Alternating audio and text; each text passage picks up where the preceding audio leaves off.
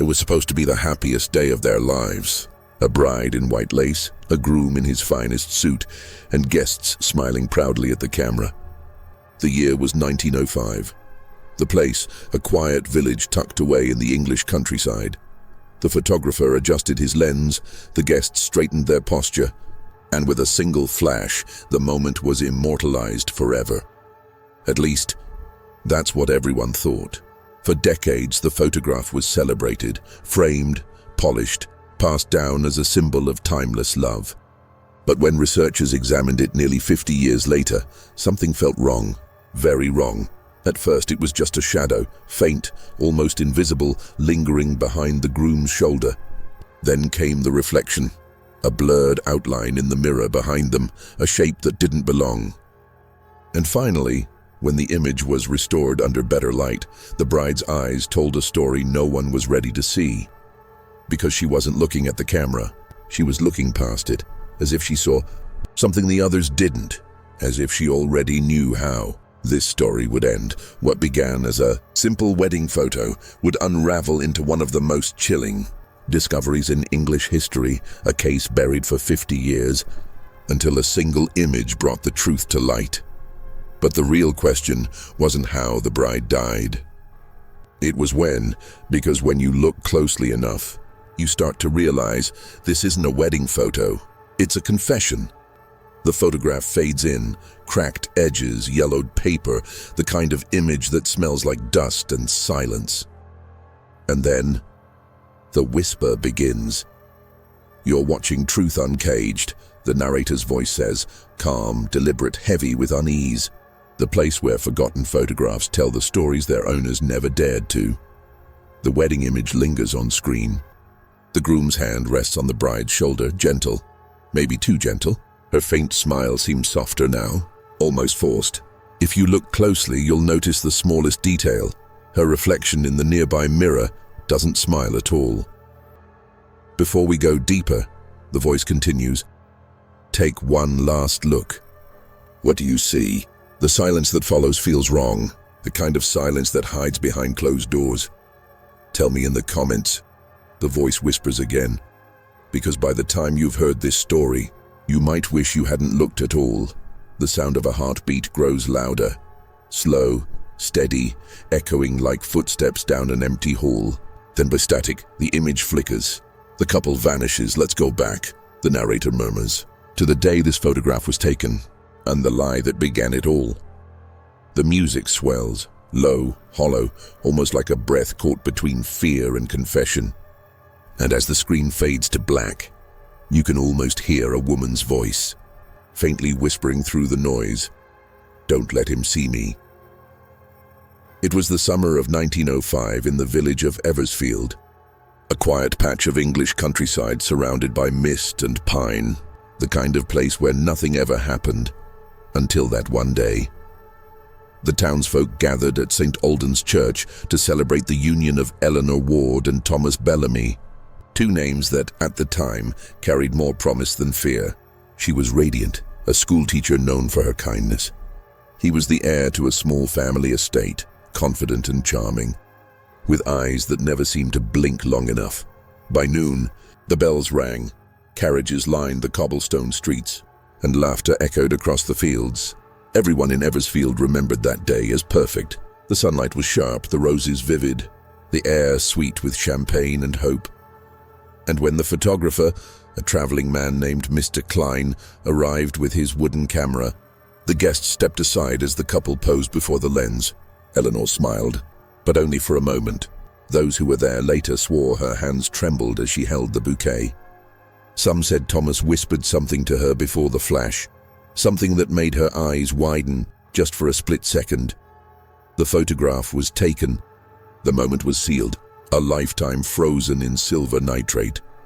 No one could have guessed that what stood behind that perfect composition, the light, the lace, the love, was something far darker, because beneath that church floor, beneath those vows of forever, one of them had already chosen how the story would end, and the camera, silent, obedient, had captured it all. Clara leaned closer, her breath fogging the glass. At first, she thought it was just a smudge, perhaps a flaw in the old photograph's surface. But as she adjusted the angle of the light, her heart skipped. What she saw wasn't a flaw. It was a hand, faint, ghostly white, curling around the edge of the floral arch behind the bride. It wasn't Edward's hand. It wasn't part of the crowd either. The fingers were thin, stiff and too pale, almost corpse-like, with a strange shadow trailing down as if something or someone was crouched behind the arch, hiding. She felt an odd chill. The wedding had taken place in bright daylight. Every guest should have been visible, yet this figure wasn't. Clara scanned the image again, searching for clues. Everyone in the picture was smiling, oblivious, but the hand was unmistakably real. She zoomed in closer with a magnifier, and that's when she noticed something even more disturbing. A faint outline of a face, barely visible through the bouquet's leaves. Hollow eyes, a faint twisted grin, and what looked like bruising around the neck. Clara froze. Her pulse raced. This wasn't just a random mistake in the old film or a trick of the light. Someone, or something, had been behind the bride that day. Terrified yet curious, she flipped the photograph over. On the back, in faded ink, was a handwritten note she had never noticed before. It read, "For Lillian, may your secret rest with him." Her stomach dropped. Who wrote this? And who was him? That night, Clara couldn't sleep. She knew she had stumbled upon something buried, something that had waited half a century to be found. By morning, Clara couldn't shake the unease crawling under her skin. The words on the back of the photo echoed in her mind, "May your secret rest with him." Who was him? What secret? She decided to dig deeper. Her grandmother, Lillian, had never spoken much about her wedding. In fact, most of the family photos from that era had mysteriously disappeared after her death. Only this one, the 1905 wedding portrait, had survived, tucked away in an old cedar chest. Clara began with public records. The marriage certificate listed Lillian Hart and Edward Whitby wed in August 1905 at St. Augustine's Chapel in Maine. But something stood out. There was a note at the bottom of the parish log. Service delayed due to unforeseen incident. Unforeseen incident? No details, no explanation. She then combed through newspaper archives from that week. Most were cheerful wedding announcements and society columns, until one obscure local report caught her eye. Mysterious disappearance near St. Augustine's grounds. Local groundskeeper missing. The video was brief, barely a paragraph. It mentioned a man named Thomas Hale, who was last seen tending to the gardens the very morning of the Whitby wedding. No follow-up. No body found it. The case closed quietly. Clara's hands trembled. The timing was too precise. The location, identical. Could the pale hand in the photo belong to Thomas Hale? The idea seemed insane. Yet, something about the handwriting on the back, elegant but shaky, made her think it wasn't written by her grandmother, but by someone else entirely. That night, Clara printed a high-resolution copy of the photo and pinned it on her study wall. The face behind the flowers seemed to stare back at her, almost as if it had been waiting to be seen again. Days turned into nights as Clara's obsession grew. She barely slept, surrounded by old newspapers, genealogy charts, and the haunting gaze of that wedding portrait. Every time she looked at it, she swore the faint outline of the shadowy hand seemed clearer, as if the figure behind her grandparents was slowly stepping forward through time itself. One evening, while enlarging the image under her desk lamp, Clara noticed something she'd missed before. The faint reflection of a man's face in a silver serving tray sitting on the table beside the bride. It wasn't her grandfather's face. The reflection was distorted, yes, but unmistakably different. Deep-set eyes, a scar cutting across the cheek, and a grim, twisted smile. Heart-pounding, Clara compared it to an old photograph of Thomas Hale she'd found in the local archive. The resemblance was chilling. The scar, the narrow jawline, even the same drooping left eyelid.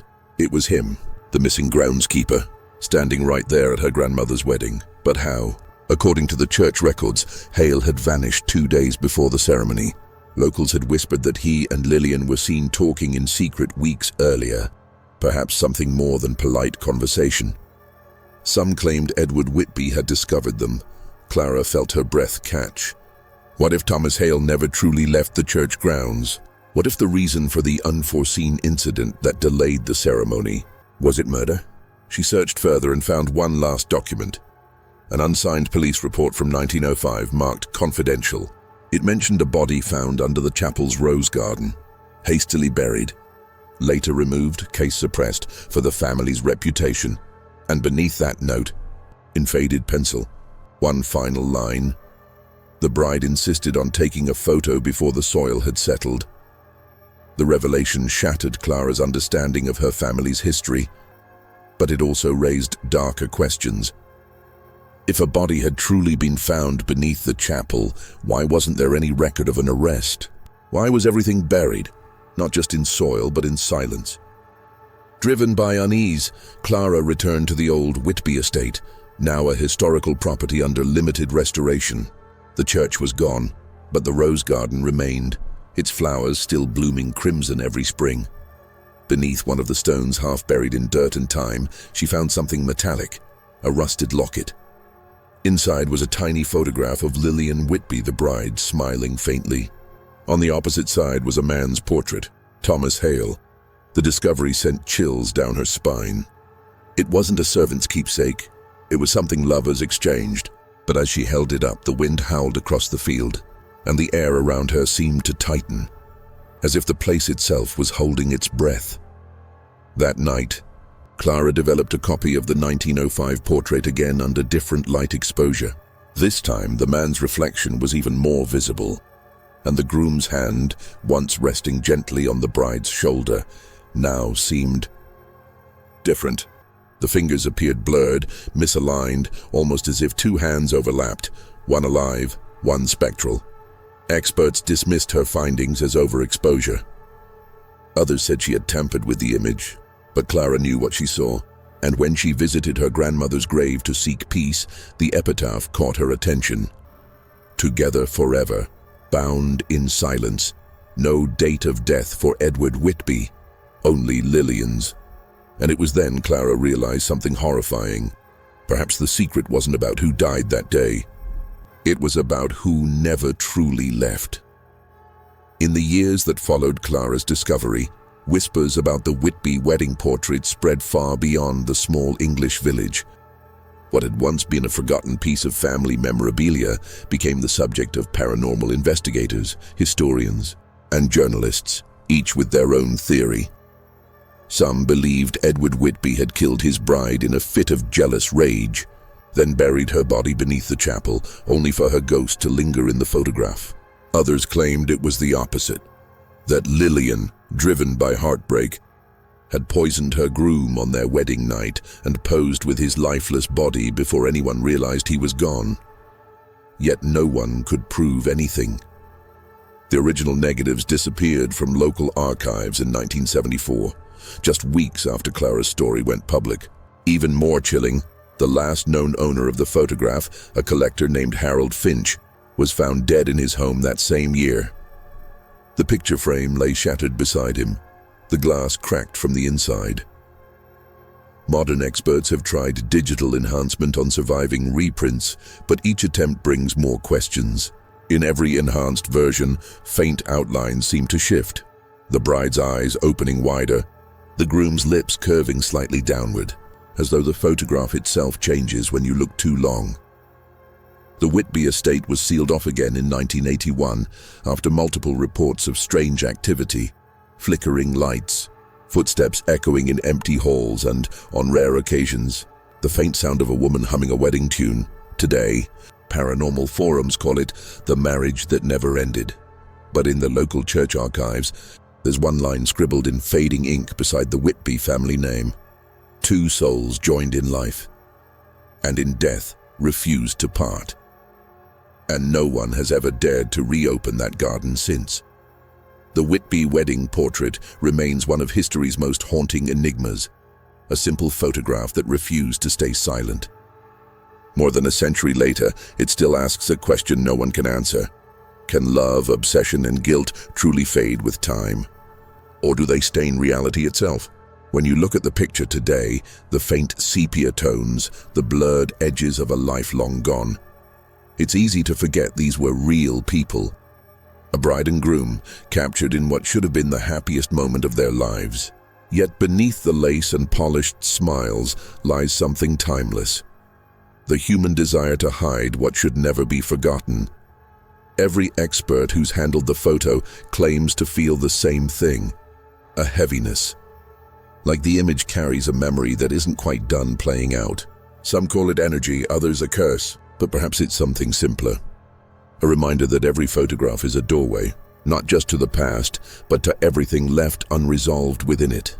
The Whitby story isn't just about murder. It's about how darkness can hide in plain sight, behind celebrations, behind tradition, behind a moment frozen in time. A story that warns us that some smiles are painted too perfectly, and some memories aren't meant to be preserved. As the screen fades to black, a faint echo lingers, the soft click of an old camera shutter. Like one final heartbeat, the narrator's voice returns, calm yet unnervingly close. Some photos capture light, others capture the truth, but the rarest ones, a pause. They capture something that refuses to die, and with that, the last frame shows the wedding portrait once more. But this time, only one reflection remains in the glass. Decades after the case was buried and the Whitby estate sold off, the photograph disappeared. For years, no one knew what became of it, until 2019. An antique dealer in London purchased a collection of early 20th century items from a private estate sale. Among the dusty boxes and faded letters, he found a wooden frame wrapped in linen. Inside, the infamous 1905 wedding photograph. But this version was different. The dealer noticed faint smudges around the edges, like fingerprints pressed into the glass from the inside. And when he examined it under bright light, he swore the bride's face was no longer looking at the groom, but directly at him. The discovery reignited interest in the Whitby case. Experts confirmed it was the original photo, same paper, same chemical age.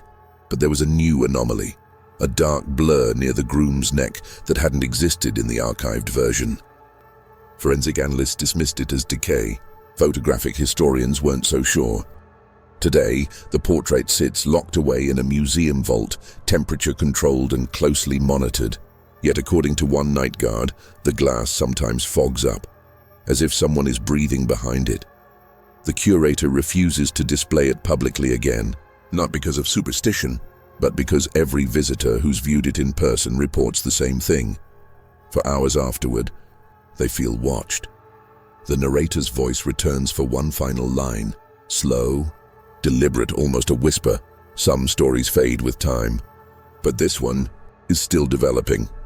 A soft click echoes, the sound of a camera shutter, then silence. The title fades in, Truth Uncaged, and beneath it, a single caption appears in white text. The reflection never left.